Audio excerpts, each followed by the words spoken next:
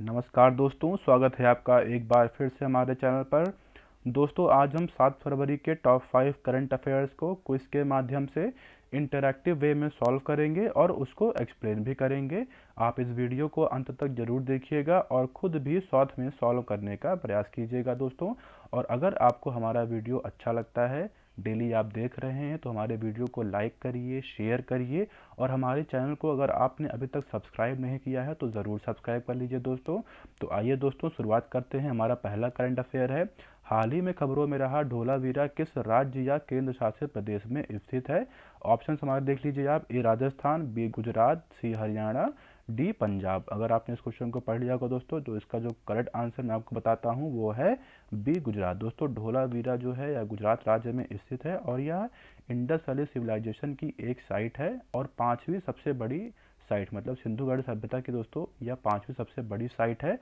अगर हम सबसे बड़ी मतलब अगर सबसे बड़ी साइट कौन सी है दोस्तों वह है मोहनजोदड़ो। ठीक है, यह इंडस वैली सिविलाइजेशन सबसे बड़ी साइट है। अगर हम भारत की देखें सबसे बड़ी साइट कौन सी है दोस्तों, वह है राखी गढ़ी। तो ये दो इंपॉर्टेंट फैक्ट है, आप इसको याद रखिएगा, ये काफ़ी परीक्षा में पूछा जाता है दोस्तों। अगर हम धोलावीरा की बात करें तो यह लूनी नदी के किनारे स्थित है और यह फेमस क्यों था, क्योंकि यहाँ पे दोस्तों जो वाटर सिस्टम था वो काफ़ी प्लान्ड वे में था। और यह जो है 1967-68 में जो है भारत में इसको जेपी जोशी जी ने जो है इसकी खोज की थी। ठीक है, और यह इसके संबंधित एक और इम्पॉर्टेंट फैक्ट है दोस्तों कि 2021 में इसको यूनेस्को का वर्ल्ड हेरिटेज साइट टैग भी प्राप्त हो चुका है। तो दोस्तों, इतने इंपॉर्टेंट फैक्ट धोलावीरा से संबंधित आप याद रखिएगा।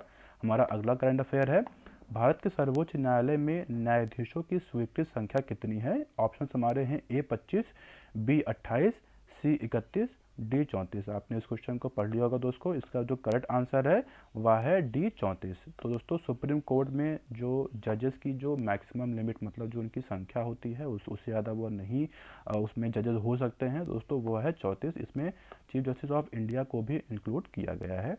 और दोस्तों, यह जो है जो मतलब ये संविधान में इसका मेंशन नहीं है, इसके लिए प्रॉपर सेपरेट एक्ट पार्लियामेंट में पास किया गया था जिससे इनकी स्ट्रेंथ डिसाइड की गई थी। ठीक है दोस्तों, हमारा अगला करंट अफेयर है, वर्ल्ड वेटलैंड डे कब मनाया जाता है? ऑप्शन हमारे हैं ए 2 अक्टूबर, बी 2 फरवरी, सी 14 फरवरी, डी 14 अक्टूबर। ठीक है, आपने इस क्वेश्चन को पढ़ लिया होगा, इसका जो करेक्ट आंसर है दोस्तों वो है 2 फरवरी। अभी हाल ही में हमने वर्ल्ड वेटलैंड डे मनाया है और ये मनाया क्यों जाता है दोस्तों, क्योंकि 1971 में रामसर कन्वेंशन था जो कि वेटलैंड को प्रोटेक्ट करने के लिए एक इंटरनेशनल कन्वेंशन है।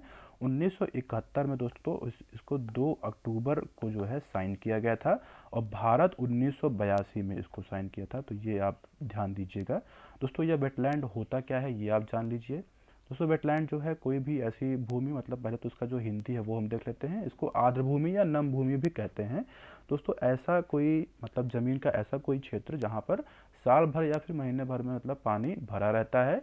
वह कुछ भी, मतलब वह झील हो सकती है या नदी हो सकता है, तालाब का कोई किनारा हो सकता है। तो ऐसे उसको हम वेटलैंड कहते हैं और रामसर कन्वेंशन में प्रॉपर मेंशन किया गया है, कैटेगराइज किया गया है किसको हम वेटलैंड कहते हैं। ठीक है, और 2023 की जो दोस्तों थीम थी वह थी वेटलैंड रेस्टोरेशन। ये आप याद रखिएगा, ये काफ़ी परीक्षा में पूछा जाता है दोस्तों। हमारा अगला करंट अफेयर है, पीएम कुसुम योजना किस मंत्रालय से संबंधित है? हमारे ऑप्शन देख लीजिए आप। ए सूक्ष्म लघु और मध्यम उद्यम मंत्रालय एमएसएमई मंत्रालय, बी महिला एवं बाल विकास मंत्रालय, सी खाद्य प्रसंस्करण उद्योग मंत्रालय मतलब food processing and industry ministry, डी नवीन और नवीकरणीय ऊर्जा मंत्रालय मतलब new and renewable energy ministry. ठीक है, आपने इस क्वेश्चन को पढ़ लिया होगा, इसका जो करेक्ट आंसर है वह है डी नवीन और नवीकरणीय ऊर्जा मंत्रालय के अंतर्गत यह पीएम कुसुम योजना दोस्तों आती है। और चर्चा में क्यों है, क्योंकि अभी इसको बजट में इसका जो लिमिट था 2022 तक इसको जो है अचीव करना था, जो इनके टारगेट्स थे, लेकिन अभी इसको दोस्तों 2026 कर दिया गया है। ठीक है दोस्तों, इसका जो फुल फॉर्म है वो है प्रधानमंत्री ऊर्जा सुरक्षा उत्थान महाअभियान। ठीक है दोस्तों, यह है क्या पीएम कुसुम योजना दोस्तों, यह इनका जो एम है अगर हम देखें तो मेनली ये फार्मर्स की इनकम को बढ़ाना है। वो कैसे, मतलब जो बंजर ज़मीन होती है किसानों की, उस पर सोलर पावर पंप जो है, सोलर पावर प्लांट्स को जो है इस्टेब्लिश करना। देखिए इससे लाभ क्या होगा दोस्तों, लाभ दोस्तों यही होगा कि उनको मतलब प्रॉपर तरीके से मतलब निर्बाध जो है उनको एक तरीके से इरिगेशन के लिए इलेक्ट्रिसिटी मिल सकती है। और जो सरकार को क्या लाभ होगा उससे, इससे जो है उनकी जो पावर सब्सिडी सरकार दे रही है वो कम हो सकती है।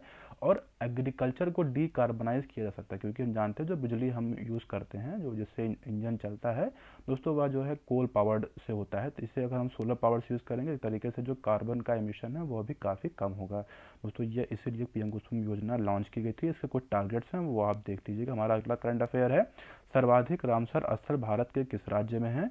हमारे ऑप्शंस हैं ए उत्तर प्रदेश, बी महाराष्ट्र, सी तमिलनाडु, डी मध्य प्रदेश। ठीक है, आपने इस क्वेश्चन को पढ़ लिया होगा। इसका जो करेक्ट आंसर है दोस्तों वह है सी तमिलनाडु। तमिलनाडु राज्य में दोस्तों इस समय सबसे ज़्यादा रामसर स्थल हैं।